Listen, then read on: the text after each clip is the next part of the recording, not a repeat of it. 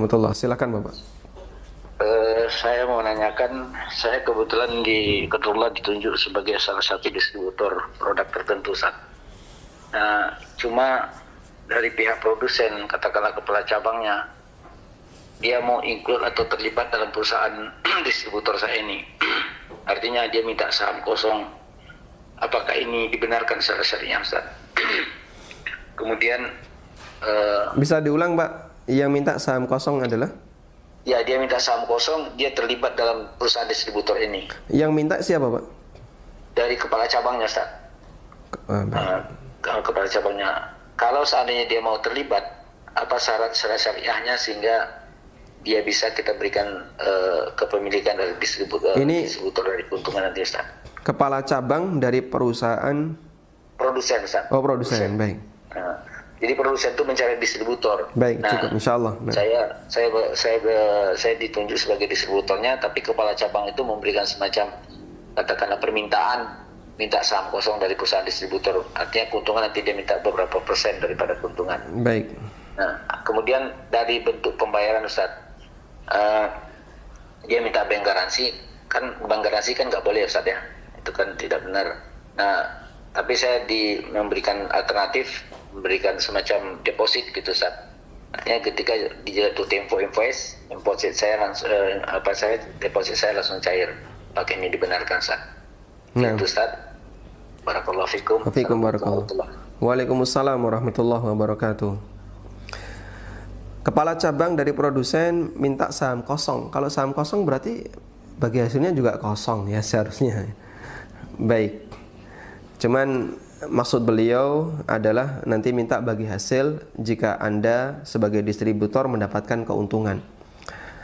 Bagaimana statusnya? Jawabannya ini sogok dan riswah. Sogok bin riswah. Hukumnya tidak boleh, Pak. Dan itu pelanggaran. Secara hukum negara saja itu termasuk pelanggaran.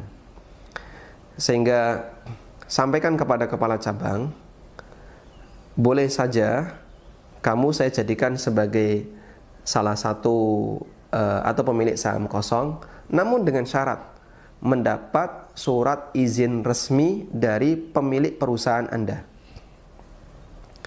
Misalnya dia kepala cabang perusahaan X dan dia dapat izin resmi dari komisaris atau dari direktur perusahaan X bahwa kepala cabang ini memiliki saham kosong di distributor A milik Bapak.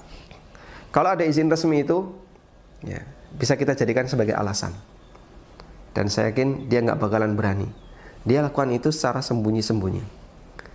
Dan semua aktivitas muamalah yang bisa dilakukan secara terbuka, tapi oleh seseorang dilakukan secara sembunyi-sembunyi, ketahuilah itu salah satu di antara indikasi perbuatan ini nggak benar.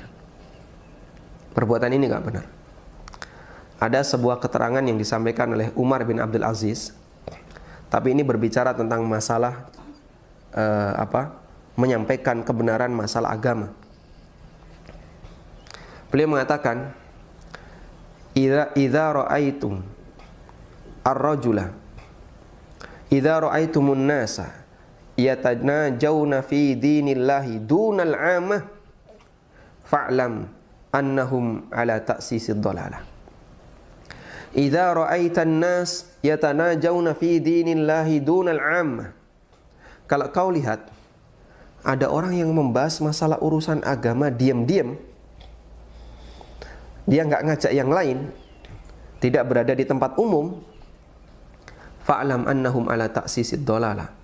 Pahamilah sebenarnya dia sedang membahas kesesatan. Mereka sedang membahas tentang masalah kesesatan. Maksudnya gimana? Kebenaran itu tidak perlu disembunyikan. Makanya ulama ahlu sunnah, para asatidzah ahlu sunnah, begitu mereka pulang dari Madinah, mereka pulang dari Riyadh, mereka lulus dari Libya dan kampus-kampus yang lain yang di negara kita dianggap sebagai kampus dengan label Wahabi, tapi mereka tampil di mimbar dan nggak ada yang protes. Anda bisa lihat ya, banyak sekali permintaan, misalnya masjid ini minta tolong Ustadz jadi khatib nih. Padahal mereka memberikan label bahwa kampusnya adalah kampus Wahabi. Tapi ketika para ustadz ini tampil di mimbar, nggak ada yang nolak.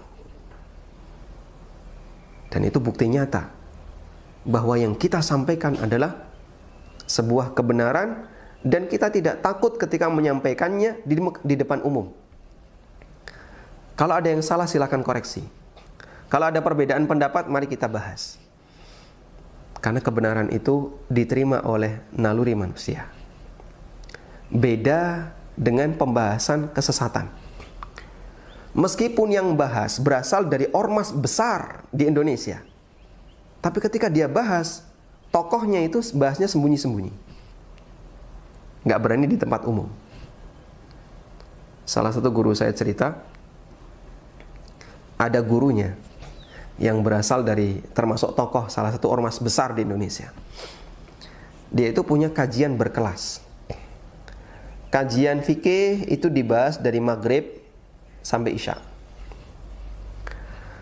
Dan dia punya kajian yang lain yang dibuka di malam tertentu jam, kalau enggak jam 10 atau jam 12 malam. Kajiannya baru dibuka. Ya jam segitu yang mau ikut ya orang-orang tertentu saja. Kenapa kok terlalu malam? Yang dibahas Syamsul Ma'arif. Apa sih Syamsul Ma'arif? Kitab perdukunan. Jadi di situ diajari kalau nanti kamu sakit ini maka cara pengobatannya kayak gini. Nanti sakit ini cara pengobatannya seperti ini. Itu dibahas dalam kitab Syamsul Ma'arif. Sehingga meskipun dia salah satu tokoh yang berasal dari ormas besar, yang mungkin dianggap sebagai Ahlus Sunnah wal Jamaah Indonesia dengan singkatan Aswaja, tapi giliran dia bahas kayak gini, dia rahasiakan. Yang nggak berkepentingan nggak boleh ikut, dan itu pun acaranya dimulai tengah malam, dia rahasiakan. Makanya sesuatu yang biasanya dilakukan dengan diam-diam, yang Pak nanti jangan transfer Pak ya, Bapak datang ke rumah saja, nanti kita ngobrol di rumah. Padahal dia pejabat. Tapi ada yang ditakutkan. Sehingga dia minta kepada kliennya, Bapak nanti nggak usah menghadap saya di kantor, nanti datang saja ke rumah. Baik. Apa fungsi dia pejabat sementara dia masih ada yang ditakutkan? Karena dia tahu perbuatan dia melanggar undang-undang. Cuman kepentingan klien ini, masyarakat ini, karena dia butuh dilayani, perizinan yang harus yang harus segera diselesaikan, mungkin dia mau karena dia punya kepentingan. Tapi kita jelas tahu perbuatan seperti ini adalah tindakan kriminal, tindakan yang jelas melanggar hukum. Jangankan kita bahas dari sisi aturan negara, dari sisi aturan agama, secara aturan negara saja ini sudah dilarang. Makanya ketika kepala cabang minta seperti itu, sampaikan kepada yang bersangkutan, Anda akan saya kasih saham kosong, tapi dengan syarat umumkan kepada seluruh karyawan dan minta izin kepada atasan. Kalau dilakukan secara terbuka, oke. Dan saya yakin dia nggak bakalan berani. Pasti dia akan minta itu secara diam-diam, secara rahasia. Nah, dan tentang BG belum bisa kita bahas sekarang ya. Insya Allah kita bahas di lain waktu. Wallahu a'lam. Baik, kita coba angkat satu penelpon lagi. Silahkan. Assalamualaikum Ustaz. Waalaikumsalam warahmatullahi. Silakan Bapak. Ana dari Sumbar Ustaz. Silakan Pak. Jadi yang Ana tanyakan gini, Ana kan tinggal di desa. Yang Ana tanya Ustaz, masalah transfer uang. Nah, jadi kita punya ATM atau briling. Nah, jadi kita mengambil jasa mentransfer itu atau briling. Jadi kita ambil kelebihannya. Misalnya saudara kita mentransfer sama kita minta tolong 1 juta.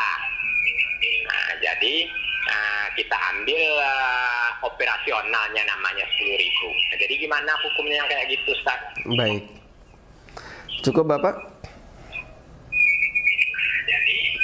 Cukup?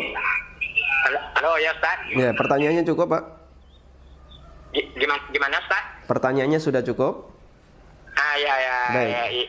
Itulah pertanyaan Baik. kita. Umpamanya kita dari ATM kita BRI, Baik. jadi kita mentransfer ke rekening BRI, ke rekening anaknya misalnya sekolah dia kan. Cuma uangnya yang diambil uang kita tuh saldo kita yang pajaknya lah yang diambil sama bank kan cuma 3.000 atau 3.500 kan. Baik. Nah, jadi kan ada kelebihan uang lagi 6.000 kan atau 6.500. Jadi gimana hukumnya yang kayak gitu, Ustaz? Baik, barakallahu fikum Bapak. Ya. Baik. Jazakumullah khairan. Terima Terima kasih Pak. Nggih. Baik, tentang kasus penyedia jasa briling atau yang lainnya yang membantu lalu lintas uang, terutama mereka yang ada di pelosok-pelosok ya. Lalu dia mendapatkan jasa, bolehkah seperti itu? Jawabannya insya Allah diperbolehkan. Karena orang yang menjual jasa, selama di situ tidak ada unsur tolong menolong dalam maksiat dan jasa yang diberikan adalah jasa yang sifatnya mubah, maka upah yang dia dapatkan dari jasa tersebut hukumnya juga mubah. Sehingga tidak jadi masalah ketika biaya resmi yang ditetapkan oleh pihak bank 3.500, tapi Bapak mengambil biaya jasa dari orang yang transfer senilai 10.000. Bapak dapat kelebihan 6.500. Kelebihan itu halal bagi Bapak karena Bapak sudah menyediakan jasa. Dan masalah nilai kembali kepada kesepakatan. Misalnya Bapak turunin bukan 10.000 tapi jadi 7.000. 3.500 diambil oleh bank, yang 3.500 Bapak miliki. Hukumnya juga boleh. Wallahu ta'ala alam.